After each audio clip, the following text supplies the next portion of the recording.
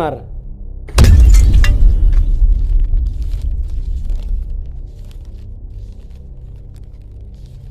দে সবটি আমারটে এডি নে বেশি দিয়ে আমি নিলাম। আচ্ছা ঠিক আছে, আমার আর লাগতো না।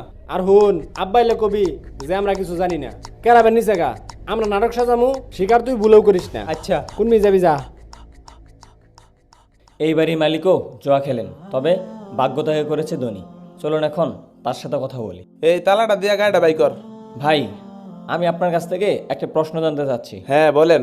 এই যে আপনার এত বাড়ি গাড়ি টাকা পয়সা, আপনি এত অল্প সময়ে কিভাবে এত বড়লোক হলেন? আসলে ভাই আমি আগে থেকে খেলতাম, প্রথম প্রথম একটু লস গেলেও ভাই পরে আর পিছনে দিকে তাকার লাগছে না। এই যে পুকুরটা ভাই আমি এইটা খেললেই করছি। এই যে বিশাল বড় বাড়িটা দেখতাছুন, ভিতরে একটা গাড়িও আছে ভাই, এটা সব আমি খেললা করছি। সাইডটা গরু ফার্মও আছে। অহন দিন কান আমার খুবই বেলাদা। আচ্ছা চাচা যাইয়া। এই যে আমার গাড়িটা বাই করে দিয়া দা। এই ছেলেটা কোথায় যাচ্ছে? ওই যে টুকটাক খেলবার যাইতেছে, খেলে আমার বাইসটা। আচ্ছা, তারা কোথায় খেলতে যায় মূলত?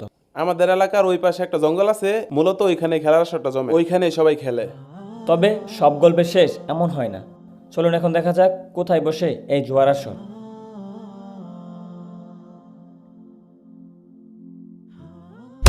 আজকে কয়টায় দিয়ে খেলবি? কয়টায় নিবি তুই? তোরটা এনে আমার মোবাইল দে। এত টিয়া তুই এত টিয়া কবি স্যার 10টা 20টা নোট ডিম পেশা টিয়া নাকি আবার 1000টা নোটও আছে। হেটা তোর জানার বিষয় আছে, তোরা খেল।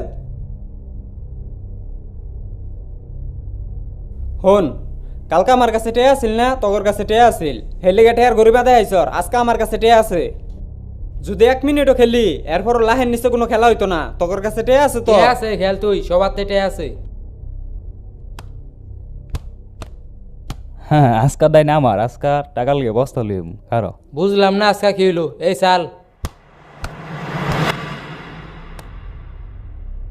দেখতে পাচ্ছেন এই সেই স্থান যেখানে